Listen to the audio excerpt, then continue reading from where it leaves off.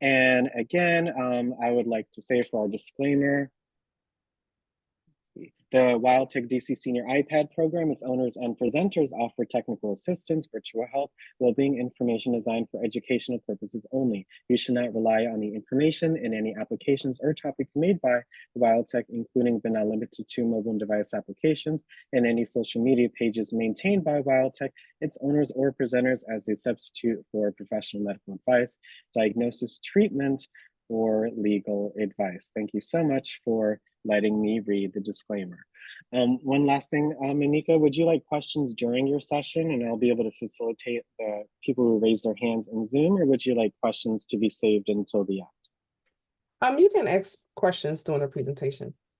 Okay, wonderful. All of our seniors know how to raise their hands in Zoom. So if you direct seniors to raise their hands if they have any questions about what you went over, that would be amazing. Okay, awesome. Okay, so I'll go ahead and get started. I want to say good afternoon again to everyone. And I want to thank you all for allowing me to be here and having me as a guest speaker. So my name is Anika Pompey, and I'm a senior stakeholder liaison with the Internal Revenue Service. So I work in Washington, D.C. I actually work at IRS headquarters. And my role as a senior stakeholder liaison is to establish and maintain relationships with business organizations, community organizations, the tax professional community, as well as other audiences for the purpose of educating them on different tax topics, and then also providing education and outreach on IRS, policies, practices, and procedures. So I have been given the opportunity to partner with the District of Columbia Department of Aging and Community Living, and they in turn put me in touch with WildTech.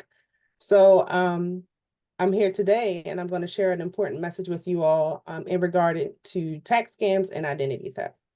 So as you all know, cyber fraud is definitely evolving, and it's becoming more prevalent. So scammers are definitely busy during this holiday season, and they'll also be busy for the upcoming tax season. So we here at the IRS, we want to ensure that the tax paying community is equipped with the tools to identify tax scams, scams in general, but today we're going to talk about different scams that we've seen here at the IRS.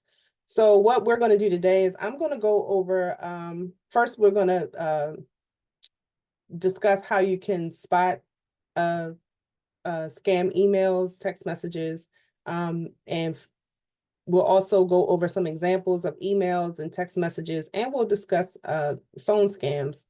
And then I'm going to talk about how you all can protect yourselves against these scams. And then the last thing we'll do is we'll discuss steps that you can take if you do become a victim of identity theft.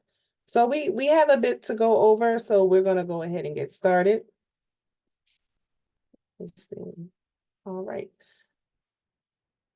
So IRS impersonation scams have become really bad, like really bad. Between October of 2013 and March of 2022, the Treasury Inspector General of Tax Administration, they logged more than 2.5 million contacts from taxpayers who reported that they had communicated with someone claiming to be an IRS employee. And as of March of 2022, there have been over 16,000 victims that have reported losses of more than $85 million collectively because of scams that have been perpetrated against them. So one of the biggest ways that criminals scam anybody is by phishing. So they use phishing techniques to scam individuals, businesses, as well as tax professionals. So let's just go ahead and define these terms. So phishing is the fraudulent practice of sending an email purporting to be from a reputable company or government agency in order to get their target to reveal personal information such as, passwords, bank information, credit card information, and so forth and so on. Now, smishing Smishing is actually a form of phishing, but it is perpetrated by way of text message instead of email. And then you have vishing, which is pretty much the same practice, but the criminals are making phone calls or they're leaving voice messages to target individuals. Now, it is important to note, I do want to bring this to everyone's attention, that the IRS is not going to contact any individuals by email, text message, or social media channels to request information. So, and what we're going to do is over the next few, we're going to talk about ways to identify the scams in the next slide. But then after that, we're going to go over a few slides and look at some examples of scams that were actually reported to us here at the IRS. Okay, so the first thing you will notice if it is a phishing email, the first thing you'll notice is that the emails are going to look like they're going to ask you to confirm personal information. Any email that's asking you to confirm personal information or to submit information, personal information by way of an email or a link, especially when you're not expecting it, is definitely a red flag. Now, these emails, they might seem like they're coming from your financial institutions, or they might seem like they're coming from IRS or the Social Security Administration or some other type of government entity. But we are asking you to all be vigilant in keeping your eye out for these emails that are requesting personal information, like your bank details or your login credentials. If the email doesn't seem genuine, just stop. Don't click on any of the links. Don't provide any information, and most certainly don't respond to the email.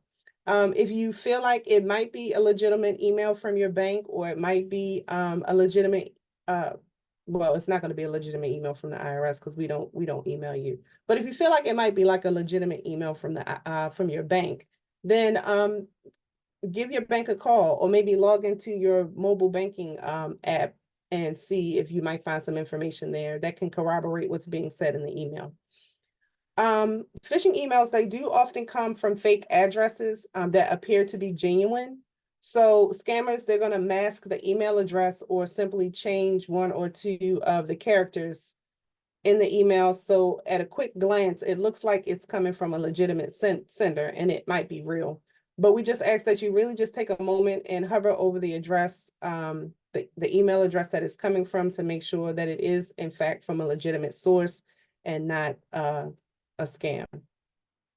Phishing emails are also often poorly written. So a lot of the scams that are perpetrated against victims are coming from scammers who are not even located in the United States. They are scammers in different countries, and a lot of times English is not their first language. So if you receive an email or a text message and the email or text has a lot of mistakes, that is a strong indicator that the email is a phishing email, because no government agency or financial institution is going to send you an email that is not properly vetted, properly edited, and to make sure that there are no grammatical errors.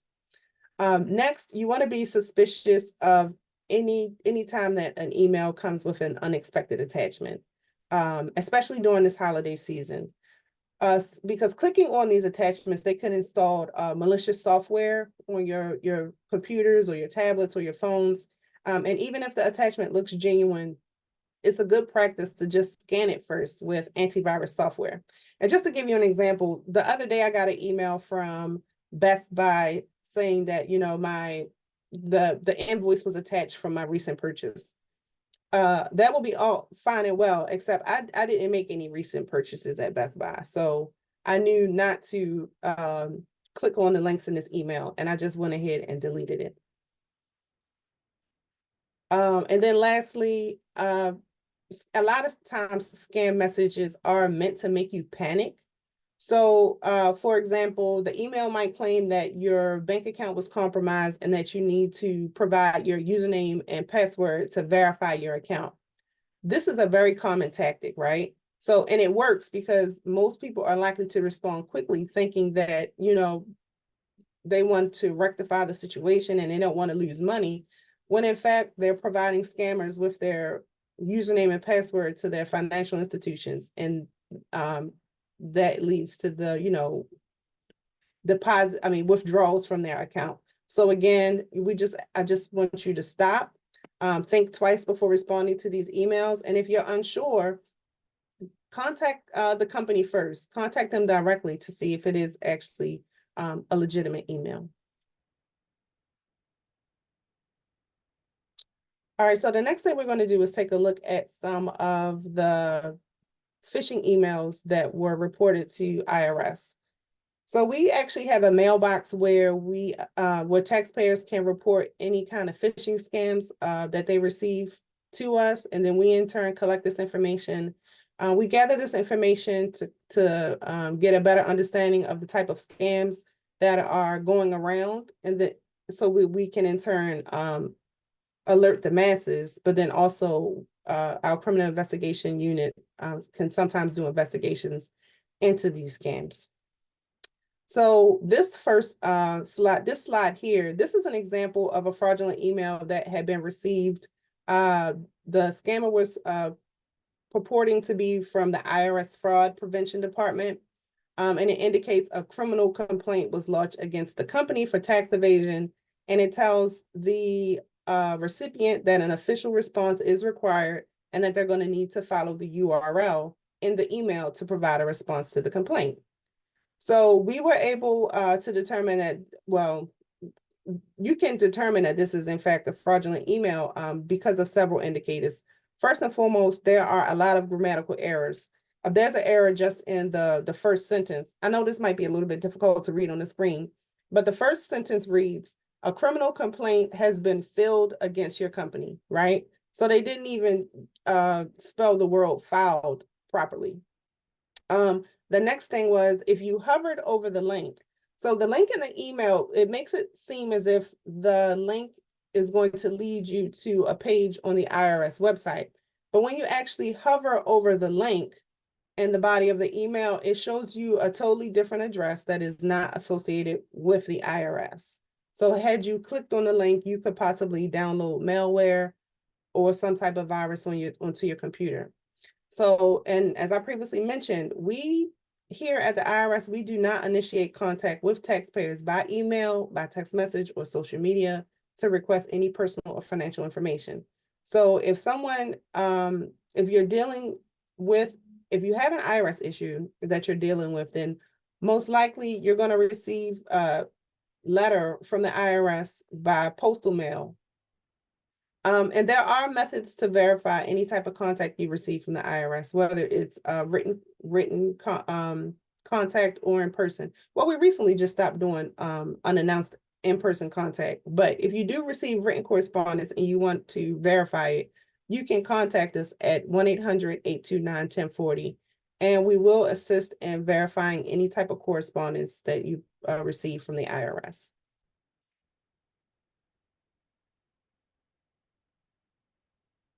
Okay, so this next text message, I'm sorry, this email,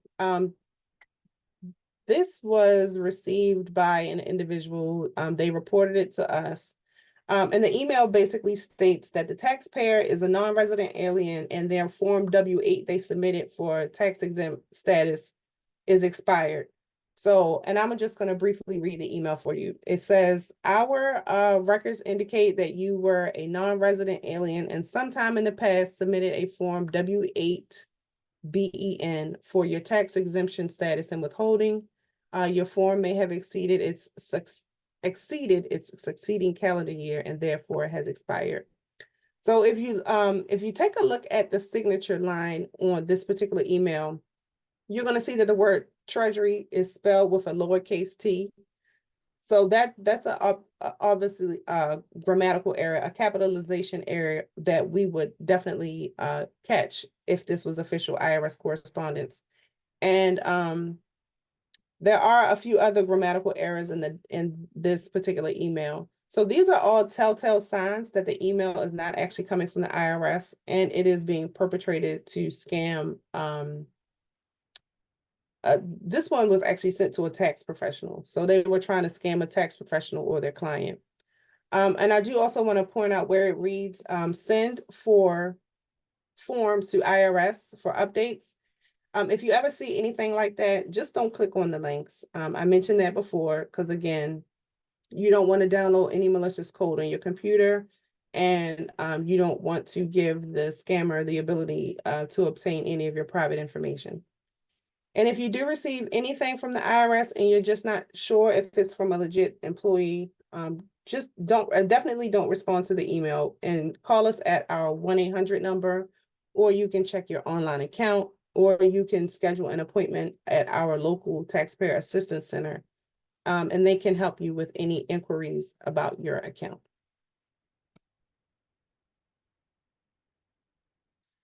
Okay, so the next example I have here is actually a text message. These texts, during COVID, we were issuing the economic stimulus payments.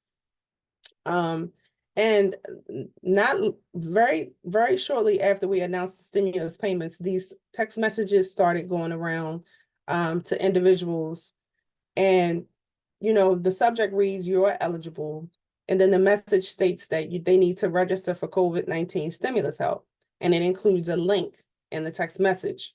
So I believe this link would take people to a site where they would enter their personal information. They would hit submit, and they were told that, within a certain number of days, they would receive their payment. Well, the thing is, the site was fake. So once, 10 to 14 days hit and they weren't getting any money, they were reaching out to us at the IRS and saying, "Hey, I filled out the form in the text message that you sent us, but I don't have my money yet. You didn't send my deposit." Lo and behold, we never sent out a text message, because for the stimulus payment, we were sending payments to the last known address on file or the last known bank account that we had of record. So this was a way that thieves were stealing personal information.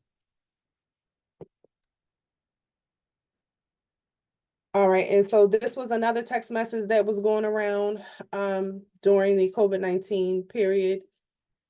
This particular text message was impersonating the Treasury Department. And the language says, "You have a pending claim for $1,200 for COVID-19 relief. Further action is required to disperse funds. Continue here to confirm your payment method." So what would happen is, when individuals clicked on this link, it would ask them for bank account information so that they could receive their payments. And then shortly after they provided their account information, scammers were withdrawing money, transferring money out of their account, so forth and so on. So again, this was another example of a scam that was going around during COVID-19. And there are still similar scams that are going around.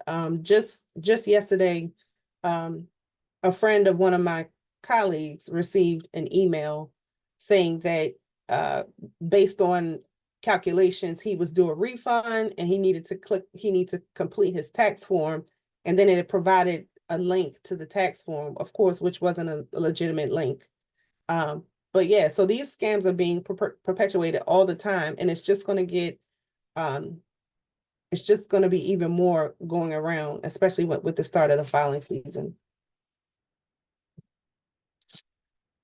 All right, so let's talk about the phone scams, because scammers, they are regularly calling taxpayers and impersonating the IRS, especially during the tax season. They are claiming to be IRS employees, and they are using aggressive tactics and threats to trick people into paying fake IRS debt. So the callers, they use fake IRS names, they are using bogus badge numbers, and they may already know details about their target, so the phone call seems legit. And they can also alter their caller ID to make it look like it's already the IRS calling. So that's called spoofing, when they're calling from one number, but your caller ID reflects another number. We don't want you guys to fall for that. And I'll just give you, I haven't been contacted by an IRS impersonator for a long time, but the last time I was contacted by one, I kind of went along with the little ruse. And I was surprised at the amount of information that the person on the other end of the phone had about me. He knew my name, he knew where I lived. Um, of course, he knew my phone number, he knew my email address. This was all information that he already had about me. And he was using it to try to, convince me or that I in fact owed IRS money. Um, but unbeknownst to him, I was an IRS employee, so I already knew what was happening here at that moment. So, and here are another two examples of scams that they try to perpetuate by phone. So what they'll do is they'll tell you that you owe money to the IRS, and then if it's not paid immediately by way of like a preloaded debit card or a wire transfer, that you guys are going to be arrested or we're going to seize your property, things like that. But it's important to note that we don't accept payments on preloaded cards or wire transfers. We don't take Apple Pay. We don't take Venmo. We don't take any of those payment methods. And another example is they might tell you that you actually have a refund due, and they will try to trick you into sharing your bank information, like your account number, routing number, so that they can refund you this money that's owed to you. Again, this is another trick to try to get you to share your personal bank account information. These scams they're ever changing. Scammers can be very clever, but impersonating the IRS agent, it's one of the major threats to taxpayers. So everyone should just be on alert in regard to those type of scams. If you ever get a phone call and someone says, "Hey, I'm from the IRS and you owe money," just tell them that you're gonna, say, "Hey, I'll look into the matter." Hang up on them, because you can call us directly, or you can go to your online account to check your whether you or not you have any account balances with the IRS. IRS impersonators and other scammers, they also like to target groups that have like limited English proficiency. So these scams they're often very threatening in nature. What they'll do is they pose a major threat to people with limited access to information. So, and this includes, like I said, people with limited English proficiency. And a lot of times these calls are taking place in the form of a robocall. So you might get a robocall, which is like a text-to-speech recorded message that is instructing you to return a telephone call to a number that you're not familiar with. And in some cases, you return the call and you actually get a real person. But these are con artists that may have some of the tax information, including, again, they can have your address. They might have even portions of your social security number or other personal details. So just make sure that you're being vigilant when you get these types of calls. And a common tactic in these phone calls is for IRS impersonators to threaten jail time or deportation, or they'll say that we're going to revoke your driver's license. And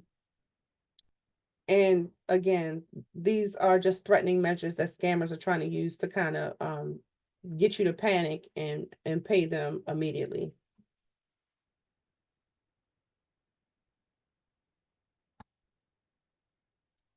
All right, so I want to talk about how you can, protect yourself against these kind of scams. So it's very important because it is very important. I want to discuss, these tips for preventing identity theft online. So first things first, don't respond to any emails that ask you for personal information or financial information, and definitely don't click on any of the links in these emails. Next, you want to make sure that you are using a reputable or up-to-date antivirus or anti-spy software, and make sure you're using the latest version of your web browsers. Also, you want to make sure you change your passwords often and keep them safe. And try to select a tough password. Make sure it includes uppercase letters, lowercase letters, numbers, special characters. And if there is an account that has security questions, any of your accounts have security questions, try to pick some of the more difficult security questions that you know for a fact that only you would know the answer to. And you want to make sure that you are backing up any of your critical information on external media. Now, you also want to make sure you limit the amount of personal information that you make available on social media networks. The amount of information that is shared on social media sometimes can be really scary. There's no need to add your birthday to your social media account. Maybe the month and date, but they definitely don't need to know the year. They don't need to know who all your relatives are. Um, a lot of some of that crazy stuff they ask for on these social media sites. You don't have to share that information. Nothing is more enticing to a thief than to know that don't share when you're going to be away from home or when you're traveling with family or things like that, because that kind of stuff is, making people aware that your home might be empty or and things like that. So you just want to make sure that you're careful about what you're sharing.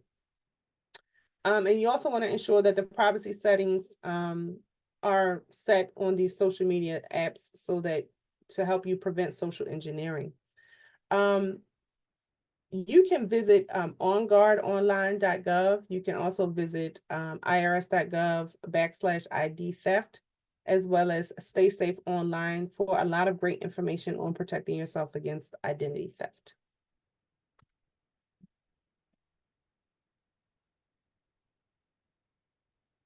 All right, so if you do receive a scam email from an IRS imposter, we want you to take the following action. First and foremost, don't reply to the email. Again, don't click on any attachments, don't or open any attachments, click on any links. And we want you to actually forward that email to us at the IRS. You can forward the email, preferably with the full email headers, to us at phishing@irs.gov. We don't want you to forward any scanned images because this might remove information. We want you to forward to us the actual email. And then after you forwarded the email to us, make sure that you delete it.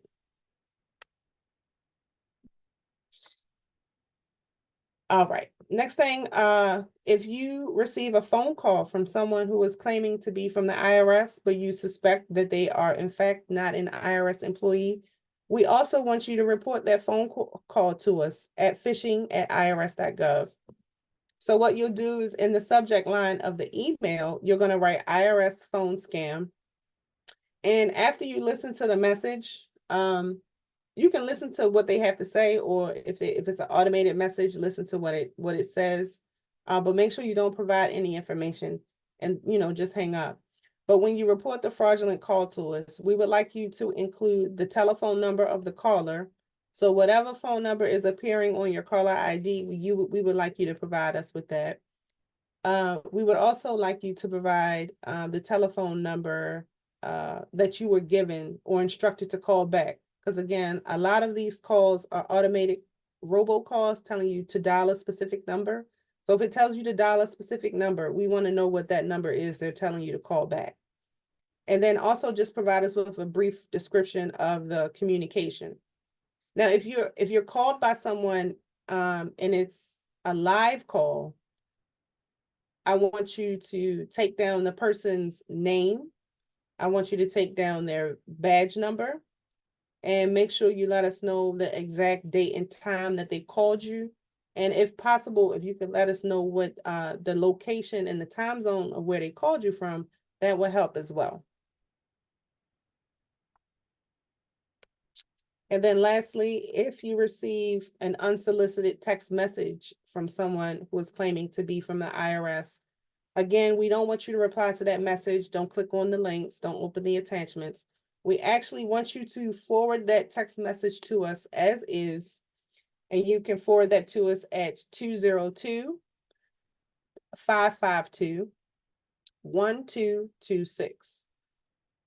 And in a separate text message, we would like you to send us the phone number that the text message originated from. So the first text should be the actual text itself, and then the second text you send us should be the phone number that the text came from. And then after you forwarded that information to us at the IRS, we want you to delete it.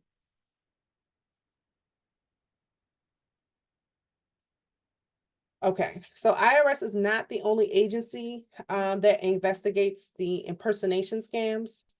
So if you receive a telephone call or someone impersonating the IRS, we want you can also reach out to the Treasury Inspector General of Tax Administration. We call them TIGTA for short, but you can reach out to them either if you receive a call from someone, or you can go to their website and fill out the IRS impersonation scam form on their website.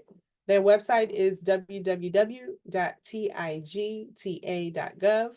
That's shown here on the screen. Or you can call their 800 number, 1-800-366-4484. And you can also file a complaint with the Federal Trade Commission, because the Federal Trade Commission also investigates scams and identity theft schemes. And you can visit their website at www.ftc.gov. And when you are filing your complaint with the FTC, just make sure you add IRS telephone scam in the comments of your complaint.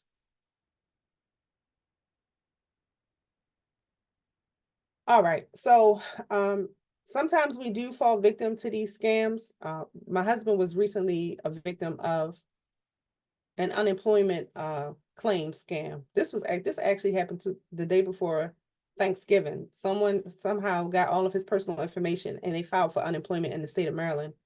Luckily for us, they actually used our real email address. So I saw the email come in from Maryland Unemployment Insurance, and I was able to have him call them immediately to report fraud, and we got that taken care of. But there was still a lot of steps he needed to take after that, because again, his personal information was compromised. So if you do happen to fall victim to one of these scams and your social security number is compromised, and you suspect that you might be a victim of tax-related identity theft, we recommend that you take the following action. The first thing you need to do is, if you receive an IRS notice, you need to respond to the IRS number, the IRS notice. Call the number on the phone. A lot of times people don't realize they're a victim of tax-related identity theft until the IRS is contacting them. A scammer will file up a fake tax return with, fake income, inflated expenses, fake withholding, and they'll get this large refund. And they'll be on their merry way, and then IRS realizes, like, hey, all this information is fake. We want our money back. And they actually send a notice to the taxpayer saying, hey, you owe us this money back. And that is the first time that the taxpayer is being notified, or the first time that they realize that their social security number was compromised and someone filed to take a fake return. So if you do at any point happen to get an IRS notice, and you shouldn't be getting an IRS notice, definitely call the phone number on the notice and explain that you're a victim of identity theft. What they'll instruct you to do is complete the IRS form 14039, which is our identity theft affidavit. It is a PDF form. It is a fillable form on the IRS website, and you can either print that form and mail it to us, or you can fax it to us. And in addition to filing the identity theft affidavit with the IRS, we do want you to file a complaint with the FTC as well, at identitytheft.gov. And then you should also place a free 90-day fraud alert on your credit reports by contacting any of the 3 nationwide credit reporting companies. Again, you can contact Equifax, you can contact Experian, or you can contact TransUnion. You only need to contact one. Once you notify one, all 3 bureaus will collectively put a 90-day fraud alert on your account. And then the last thing you want to do is you want to contact any of your financial or credit accounts and make them aware of any fraudulent activity. So again, you can visit identitytheft.gov, and there will be more information on how to protect yourself in any of your financial accounts. You can also visit Identity Theft Central on IRS.gov. This is a page that we have dedicated to identity theft resources. You can go to the IRS.gov, www.irs.gov, and in the search bar, you can enter the phrase Identity Theft Central, and you will find a lot of resources. There are resources for individuals, there are resources for tax professionals, as well as businesses. And these resources can help you avoid becoming a victim of identity theft, and they can also help you if you do become a victim of identity theft. Again, this is our Identity Theft Central page on irs.gov. Now, the last thing I want to share with you all before we do a quick summary is I want to go over the identity protection pin. So individuals, you can further protect your tax account from future incidences of tax-related identity theft and fraudulent returns by obtaining an IP pin. Now, the identity protection pin, or the IP pin is what we call it, is a 6-digit number that is assigned to taxpayers to help prevent the misuse of their Social Security number. And when I say misuse, I mean like the filing of fraudulent income tax returns. An IP pin, it helps the IRS verify the taxpayer's identity when we accept an electronic return or a paper return. So when you have an IP pin, it's going to prevent someone else from filing a tax return with your Social Security number. Now, an electronically filed return that does not include your IP pin, or if it has an incorrect IP pin, is going to reject. It's going to reject from our system, so we won't be able to process that return. If you file the return with a paper return with the IP pin and the IP pin is missing or the IP pin is correct, then the tax return is actually going to undergo some additional scrutiny until we're able to, verify that the return was actually prepared and filed by you. And once we can verify your identity, then of course we'll continue the return preparation, return process. So the IP pin, it is a number that is only known to the taxpayer and the IRS, and it changes every year. So each January, you get a new IP pin for the calendar year. We're actually in the process now of issuing new IP pins for the upcoming filing season. And so you or your trusted tax preparer just has to include the 6-digit number on your tax return. If you're doing it electronically, then when the tax software prompts you, you'll add the 6-digit number. If you're doing a paper return, then you'll just add it at the signature line.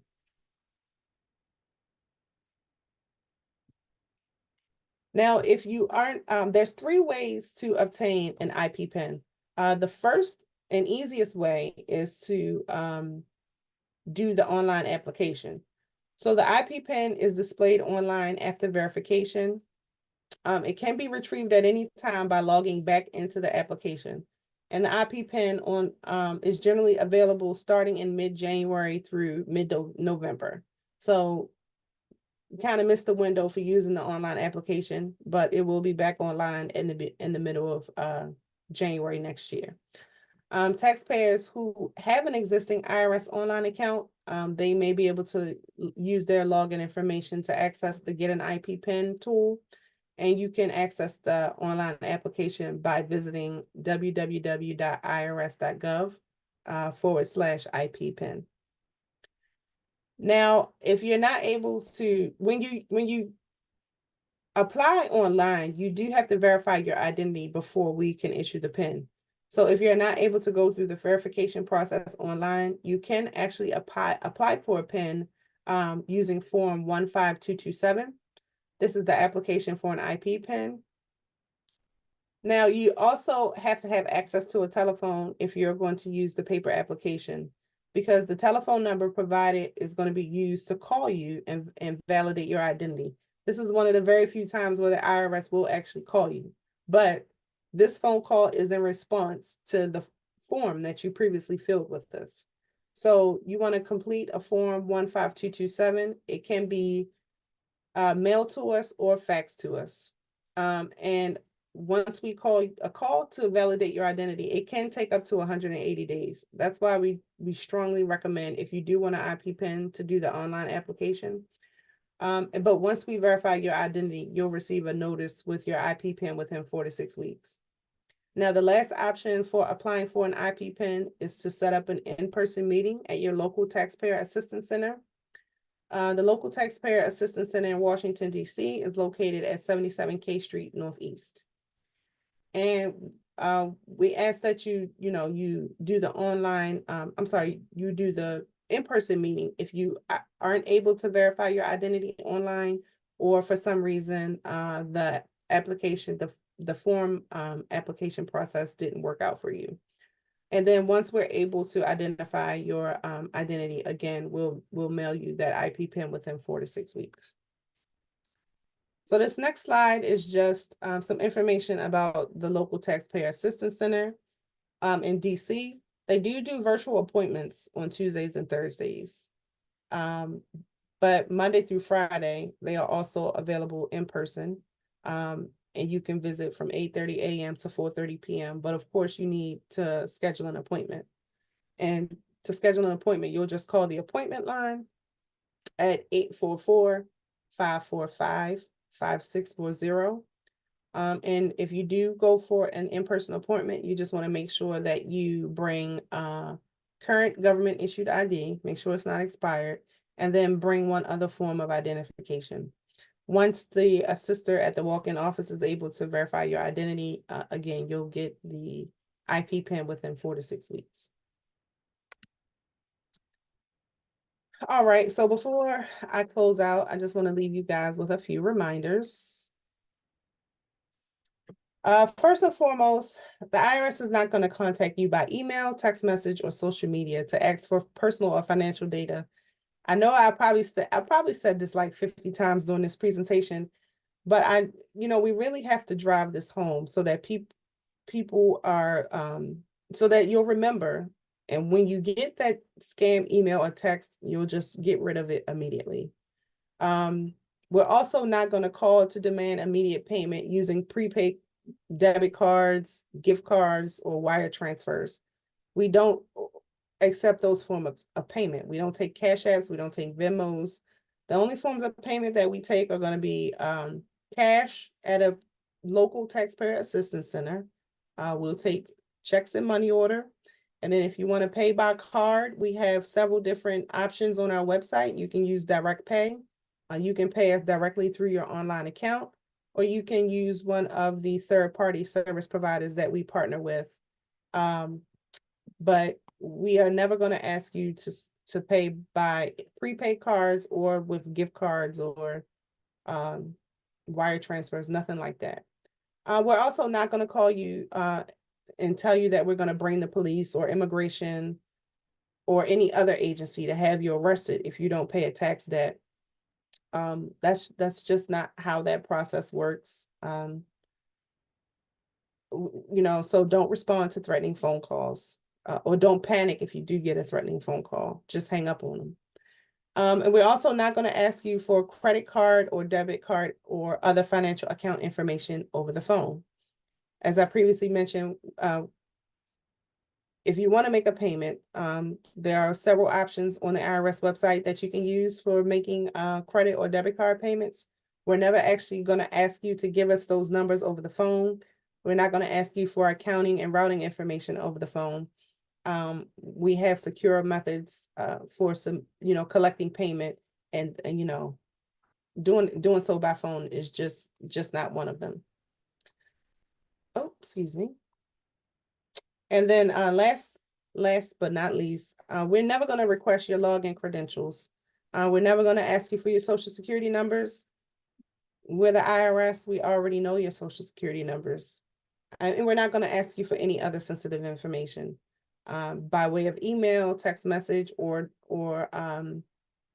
any of or social media. So I just want you guys to keep those things in mind.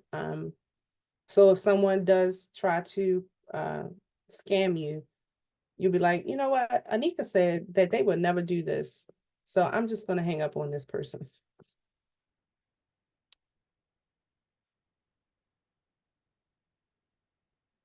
All right, so this last page here, these are hyperlinks to some of the resources that I talked about today.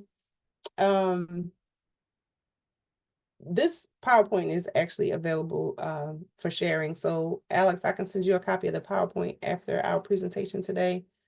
The first hyperlink will take you to the report phishing website on IRS.gov. So this just explains how you can report phishing. There's also a link to the Identity Theft Central as well as the Taxpayer Guide to Identity Theft, and then a few other publications in regard to identity theft and the identity protection pin. And if anyone has questions, I will be happy to take any of your questions. Thank you so much for your wonderful presentation, Ms. Anika. I learned a lot about, different methods and some new terminology as well in regards to tax scams and identity theft. That's been, as you said, a very, bigger problem as technology changes. That also, comes up even higher as well. So I appreciate that. We don't, because the session's actually recorded, it will be on our YouTube channel. So I know the presentation, you're not able to click on the hyperlinks in the video, but I would suggest for folks to literally Google like what was on that slide, and then the forms will pop up like in the first few search results, right, Ms. Right, Anika? absolutely. You can go to irs.gov. And you can type any of those terms into the search box and they'll show up in the results. Awesome. Thank you so much. I see we have two hands up. So we're going to address those hands. And again, if you guys have any questions for Ms. Anika today, please remember to raise your hand in Zoom. I was also going to say, do you have some contact information? Right there is perfect. So you can Yes. definitely leave that up and folks can either screenshot or take that information down. Yep. Before we move to the hands, I did see we had someone in the chat. Ms. Anika, when you were talking about you were speaking with the scammer, they said, what did you say to him after all that? Did he shift gears or did he hang up the phone? Oh, you know what? So when I was fooling around with him, I told him, I said, I don't want any issues. I said, you know what? I actually work here in the building too. So, what floor are you on? And I'll come and make my payment. And then he hung up. I know that's right, Miss Anika. I was wondering that too. So I hope that answers your question, Miss Rosemary. First up for our questions is Miss Ann. Go ahead, Ann. Then we have Miss Good Tina, afternoon, and then Anika, and I want to thank you. This is very, very informative. Um, are you aware now that someone is actually going around and physically knocking on your door? So you know what? I wasn't aware that someone is actually knocking on your door, but thank you for bringing that to my attention. And now that we're discussing it, I think I mentioned it briefly during the presentation, but maybe about 6 weeks to maybe 2 months ago, the IRS announced that we were no longer going to be showing up to people's places unannounced. So in our collection division, we have what are called revenue officers. And of course, their goal is to collect delinquent tax debt. And they used to sometimes go out to people's homes or places of business unannounced to, to address the tax matter. But we announced a couple of months ago that we are no longer doing that. And Mhm. impersonation scams are a big reason why we are no longer doing that. So if someone knocks on your door and says that they're from the IRS, I would just say I wouldn't respond to them. Honestly wouldn't open the door for them. I don't open the door for anybody that I'm not expecting at my home. Well, that's me too, honey. But So if you knock on my door, but you're just gonna my be standing aide there knocking opened the at the door. door, and Oh, he okay. was and she tried to push the door, and he stuck his foot in there. By that time, I had walked with my cane to the door, and I told him, I said, if you'll wait right there, the police is on their way, and they will help you. And he got his foot out that door real quick and got down those steps and got into a car. Yeah. So yeah, I But would. I'm just trying to figure out if I'm the target of this. Maybe it's, they've seen people coming in and out, and maybe they think I'm a senior who is not quite clear Mhm. in the head, you know, or something. And that's why I have somebody that's coming and going, you know. Uh, but I like I told somebody, I'm crippled, not crazy, and Okay. my cane is heavy. I will beat you in the head with it. So, But yeah, but but thank I was you. just wondering if you were aware that they were doing that again. No, I wasn't aware, but thank you for bringing it to my attention. I will definitely elevate that so that we can work on getting some doing some outreach, whether it be on our social media pages or whether, you know, a news release or something, so that people are aware that those scams are being perpetuated at this time. So thank you. Okay, because well, I live in River Terrace in Northeast, and that's why I was wondering. We were wondering if it's because there are a lot of retired and elderly people living in here, Mm-hmm. but we are making a change so there are younger people moving in as older Okay. people die and their children are selling off their houses. So I was just wondering if maybe they thought they could target this particular area because it seemed like we were vulnerable. Okay. And let me ask you, Okay. did you actually call the police when that incident happened? Yes, I did. Okay. Oh, okay, awesome. Okay. I love 911. Yes, I Okay. did. And Oh. as soon as she answered the phone, I told her, and she said, since I couldn't get a ID on the car, because neither one of us knew what kind of car that was. All we could tell them that it was a gray car. I mean, that wasn't very helpful, I'm sure, because we didn't know what model it was. But and they said, okay, if he comes back, call us. And I thought to myself, that another man ain't that much of a fool. He gonna come back and try that again. But you know, you never can tell. Yeah. But I was just wondering. I just wanted to bring it to your attention because they Okay. got police officers going around now trying to do that too. Okay. Okay. Yeah, so I've been reporting that to the police. Okay. All Okay. right. I will But thank definitely. you so much. This was really informative. And I have definitely learned the difference between fishing and vishing and what mushing? Smishing. Smishing. Yeah, so Okay. that's short for like, so you know, they call some text messages the SMS messages. So they just use, Uh-huh. yeah, Hmm. that's where they get that. You Mm-hmm. know, they come up with all kinds of terms, but all of them are scams. Now, That's can what I we're trying ask to you drive one more across. They all question? scams. When these people call you from the government and you answer the phone and there's this noise and it's like somebody's recording and something, I immediately hang up because I think that is some kind of scam. Is that what that is? So you know what? Those that is also okay. That is another type of scam. I think that sometimes there are scams now where you'll get a phone call from someone and it sounds like a relative, like it, you know. So somehow they're using AI to replicate voices, Mm-hmm. and so when I get those calls, you know, if I don't hear anything after I say the first hello, I'm hanging up because I'm not going to give Hey. uh any opportunity to record my voice or anything of that matter.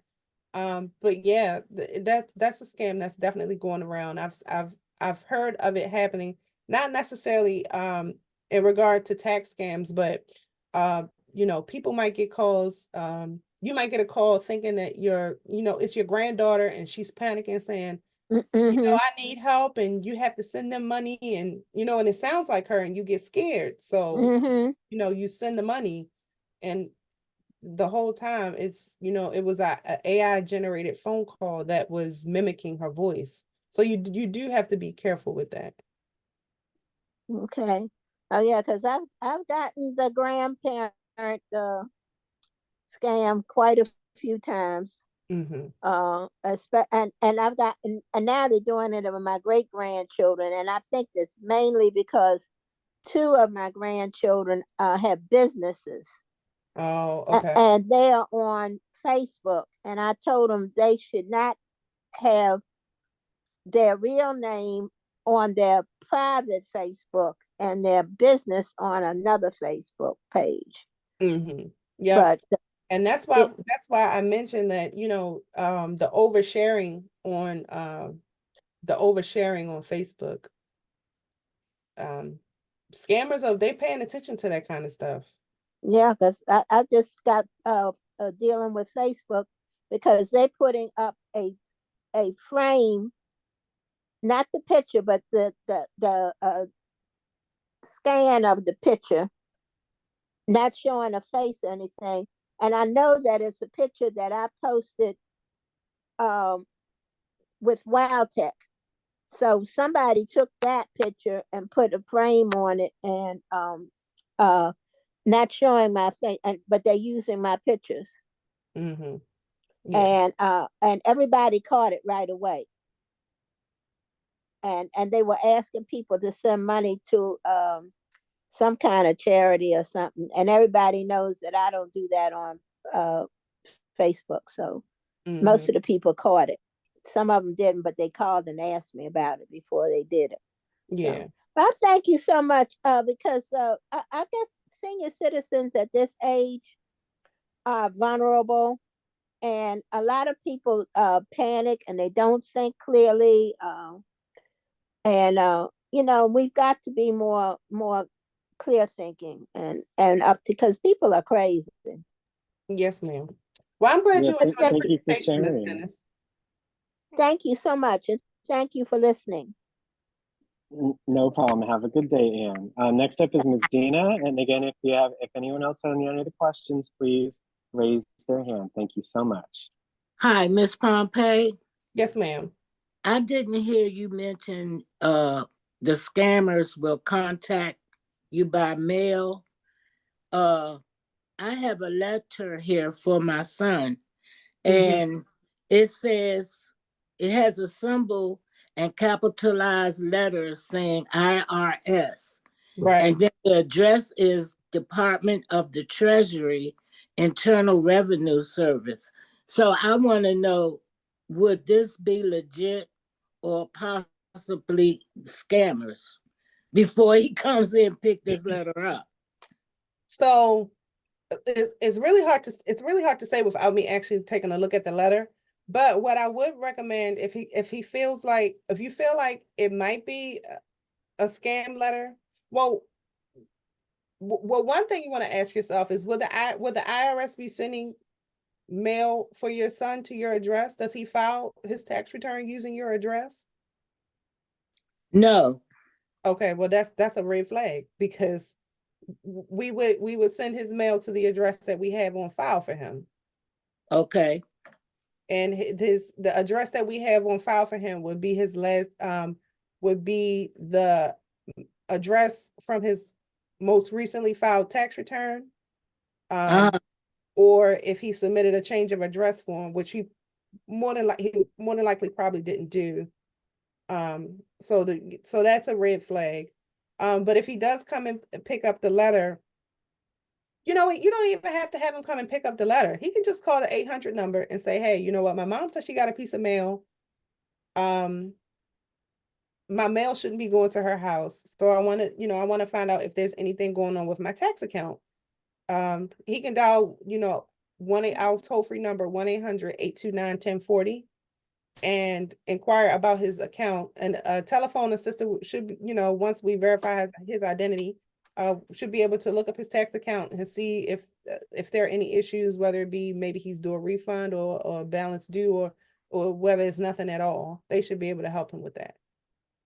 Do you mind repeating that phone number again, please? Yes, ma'am. It's 1-800 829 1040.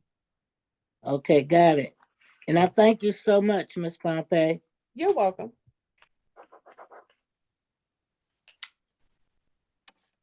I was muted. Sorry about that. I said I was going to also put in the chat. So I put the number you just stated in the chat for everyone to utilize. Okay. Okay. So thank you, Miss Dina. I hope Miss Anika was able to answer your questions. Next up for hands is Miss Mary. Hi. Mm-hmm. Well, I get a lot of phone calls from Medicare and all of them are different numbers out of state, around in the area. And when you pick up the phone and say hello, then you hear this little click like a recording. But if you answer the phone and trying to find out what they are talking about, they're always trying to sell you Medicare insurance. So those It's companies, a lot of them. it's a lot. They call every day, sometimes several times a day. Yes. If it's not if they're not trying to sell some type of insurance, then they're trying to sell insurance for your employees or something for your warranties, all kinds of stuff. I would just ignore those phone calls. I would just hang up on them. I honestly can't. I honestly don't know if they're selling a legitimate product, but it doesn't sit well with me. So I just don't. I just hang up on those kind of So calls. how many Medicare insurances are there out there? Because I have The only a Medicare record. I know is what's offered through Social Security. That's the only one I'm aware of.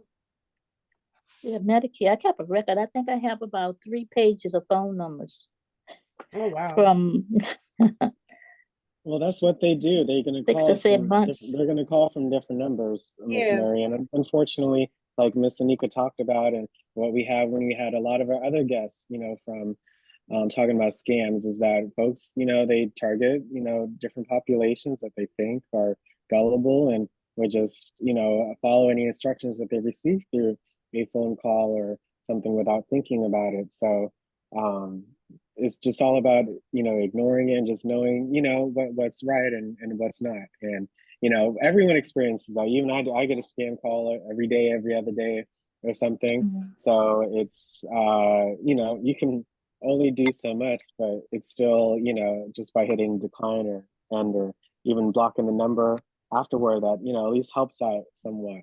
But yes, it's throughout a lot of folks, not But just if you call that same number back, it's not in service.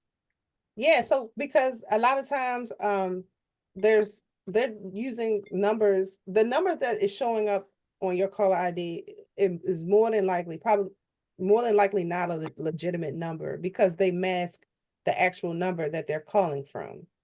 or use like text now, or use like a temp number type of situation.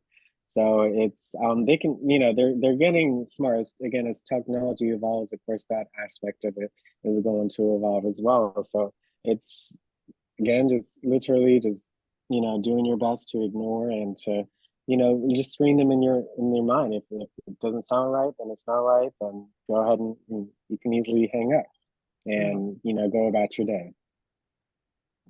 Thank you. No problem, Miss Mary.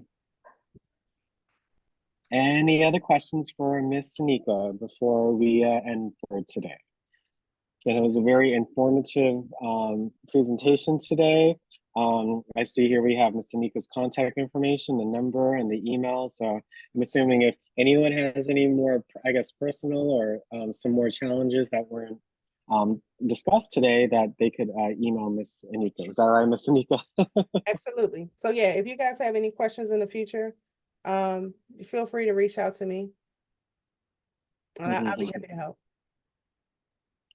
Oh yes, and we really much appreciate you presenting today, and hopefully everyone learned something new as I did when viewing Miss Anika's session. Any closing remarks before we end for today, Miss Anika? No, I don't have any closing remarks. Thank you all again for having me today. I really enjoyed this session. I'll be doing some other presentations later this month. So I'm looking forward to, sharing this message and getting it out there. And again, if you ever have any questions or any doubts about anything, just give me a call. I'll be happy to help. And we appreciate that so much, everyone. Let's thank Ms. Anika for presenting today, and let's wish her a wonderful rest of her day. And thanks so much for Thank you. presenting. Thank you. Thank Thank you. you. Thank you, Miss Anita. Thank you, Miss Anika. Thank you, Miss Thank Anika. you. God bless. Thank Merry you. Christmas to you. Have a Thank great rest of you. your day. Don't Thank forget to stay you. on for the poll, Thank you. everyone. We have a poll, so make sure you all stay on for the poll. Thank you so much. Thank you. All right, so again, if everyone can hear me, we are about to start the poll and just talking about how, or reflecting on how you felt about today's session. So let's make sure we're all in Zoom on our iPads, so then that way we can all fill out the poll together. So I'm gonna start the poll in 3, 2, 1, go. So I just launched it. Should have automatically appeared on your iPad. So again, let's make sure everyone is in Zoom right now.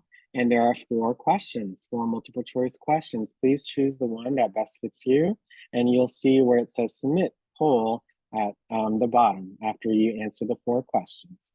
Once you fill out the poll, you are, feel free to go. Thanks so much for attending our lunch club, our talk show, our 1:30 session today. Tomorrow we have, again, our talk show at 10. We have our book club at 12 o'clock. And we have module 5 talking about the iPad keyboard and control center at 1:30 tomorrow. So again, thank you all for coming on to today's 1:30 p.m. session. Please be sure to fill out the poll. And once you complete the poll, you are feel free to go and enjoy the rest of your day. But again, I hope you all learned something new. So again, all of you should see the poll on your screen. If for whatever reason you do not see the poll, you can hit the more button at the top right, of the toolbar in Zoom, and then you should be able to hit polls and quizzes, and it should come up. But yes, we're at 80% of you have filled it out. Thanks so much for filling it out. We just have a couple of folks that haven't been able to yet, so please make sure you fill out each question, each multiple choice question to the best of your ability. And don't forget to hit submit poll at the bottom.